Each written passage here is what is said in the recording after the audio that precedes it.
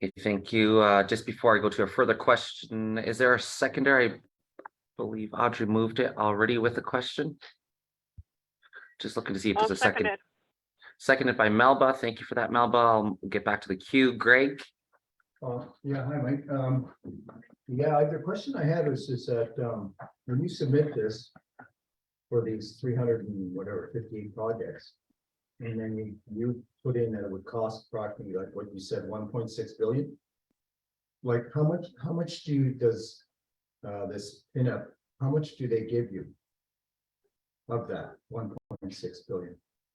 So we usually in my area, so let's say for public works, for example, if I have a priority bridge project, I'll actually use this as my step off point to start liaising with and working with ISK.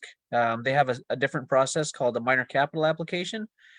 So there's a few of the projects that are going through that now, Gawanio being one in that, we're actively working with ISK. So different departments will nominate their priority projects and they'll work with ISK. Housing works with ISK, public works works with ISK, and there's different departments that do. So as long as these things are added on, and I'm sure these outside organizations are actively working with them. But this is just a start, and then there's a separate process we got to go through for capital funding dollars. Follow up, Chief? Sure.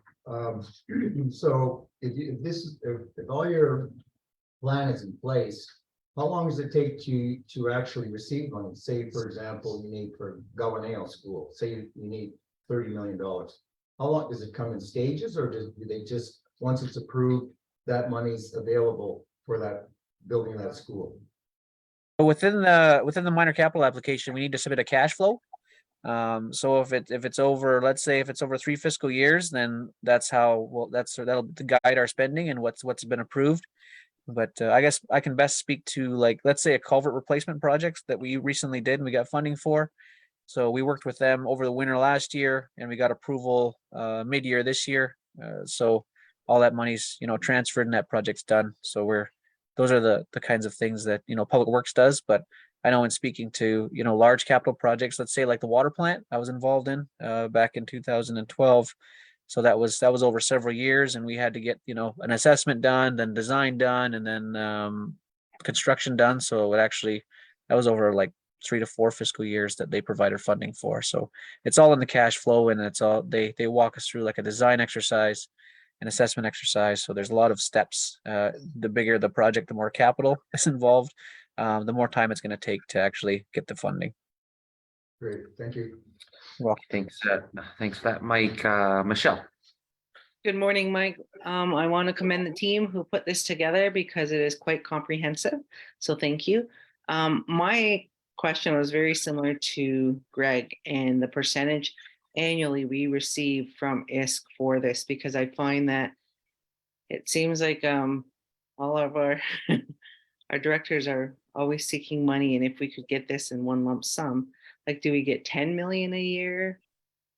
Darren, I guess you would be presenting that to us soon on what was received per funder. But yeah, if you could just give us a percentage of how much we get annually. yeah, thanks, Michelle. I can definitely put that together and I'll send that out to council as far as what we've gotten. I know I've only seen it once put together compared to ISK, what they have available in the region and what we've gotten as far as percentages in Ontario, and we can kind of crack the numbers from there through the joint gathering meeting. I didn't attend this one, so maybe whoever did can share that information. But we're applying everywhere, right? We're not only applying to ISK, we're applying to these different funding programs through the feds and the province and our local trusts. So I can definitely look to see what we've gotten and share that number. Thank you. Thank you. Yeah, I just want to make sure that there's a lot of First Nations within the province, and I want to know what our share seems to be annually. So thanks, Mike. Yeah, that's a good question. I know, and then I see Darren has his hand raised. I know we've been trying to discuss, further in the sense of getting creative of, just looking across the board in the entirety so that we can define what the next steps look like of the total funds that we receive. And I'm sure Darren can further allude to that. Nathan.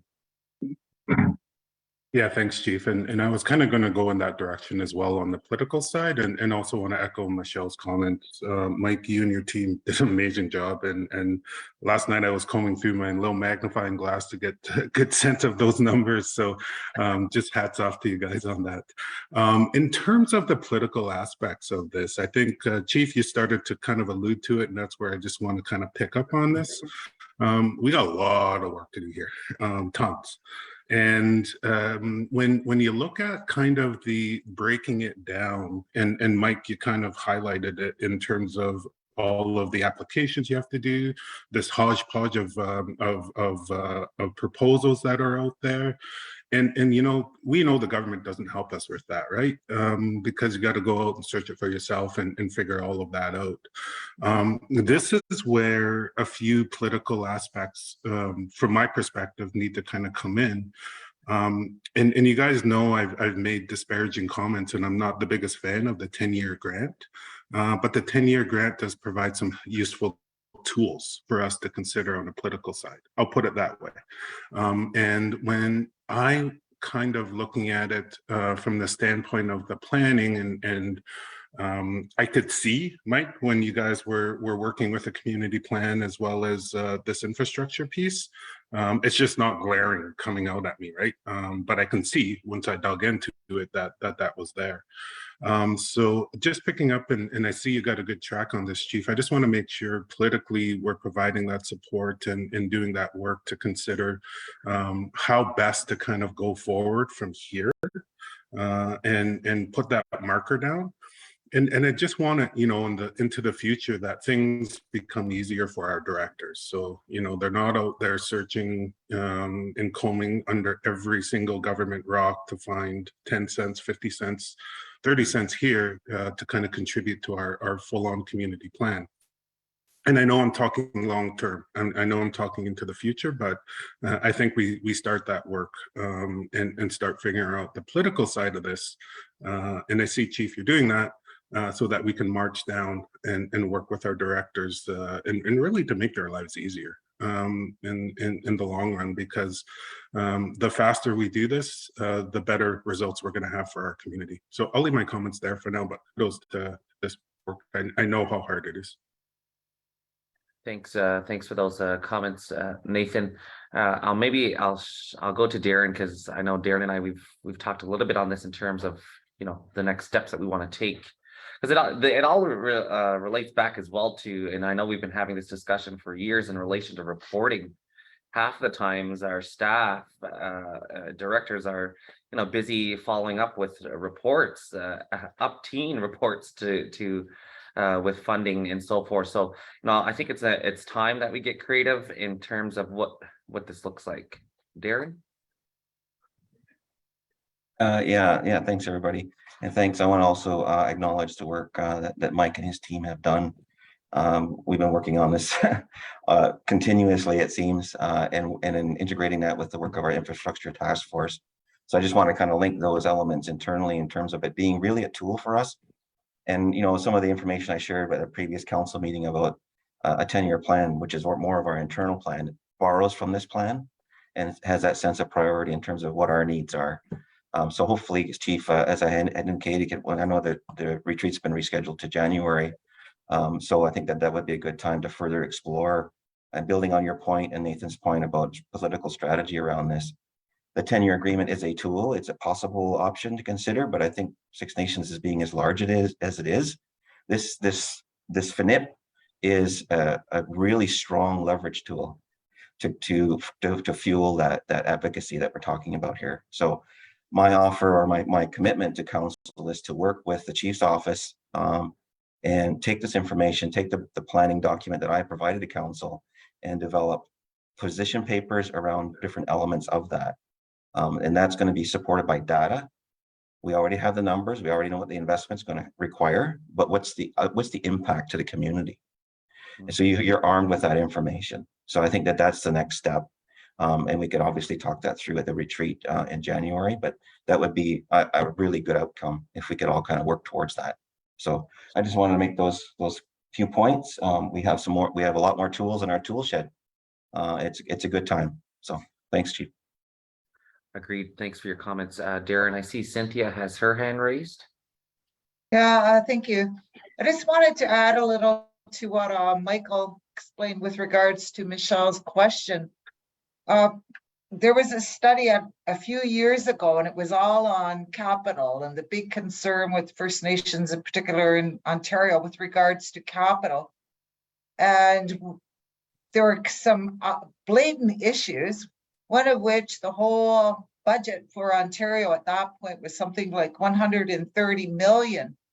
The issue one is obviously it's not enough for all the First Nations, but the bigger part of the issue is every time a First Nation got approval for a capital project, the slippery slope was the O&M required thereafter to maintain the building, the road or bridge or whatever it might be. But it would come from the capital pot. So for example, you say you built however much your building costs, and then your O&M is 3 million for the building. Well, it reduces the capital pot by that amount. So that's an issue to be aware of, because it does not grow. I just want to add that to what Michael was saying. But yeah, good job, Michael.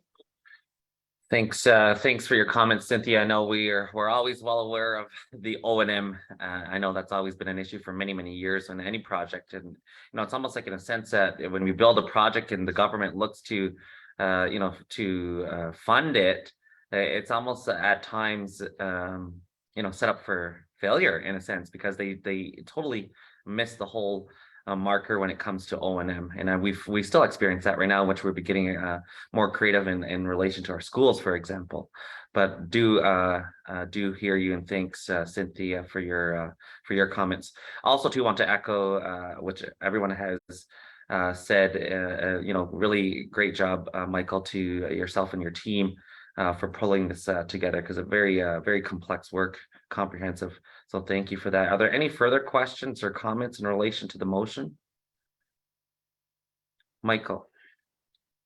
I just wanted to note, as a starting off point as far as political strategy, I know the federal government or ISC did make a commitment to eliminate the infrastructure gap in First Nations by 2030. So something to hold them to the fire on, I guess. Totally agree. Good point. Okay, is there any further questions or comments? Okay, seeing or hearing none, it's been moved and seconded. All in favor? Any opposed?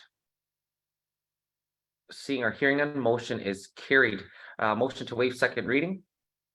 Moved by Audrey, seconder. Second by Michelle. I'll second Melba. Oh, sorry, Melba. Thanks. Seconded by Michelle. All in favor to waive second reading? Any opposed? Seeing or hearing none, motion is carried. Okay, as mentioned earlier, we had a very short agenda for this general finance session, so I will at this point go to new business. Greg. Yes, we had a chance to attend a meeting with membership, Lansing membership. What I was just going to put forth is that we consider two things. One is maybe increasing some of the fees for the blood quantum and of course the family tree request. I know they're swamped over there with these requests. I know they're important for working in the US. And actually it was one of their suggestions that we consider, but maybe keeping the renewal pretty much the same fee. I don't know what the amount would be for the increase, but I thought that maybe council should look at that. The other, I would say, a talking point that came up is that, we really have to gain complete control of our membership and regulations. I think we're going in that direction.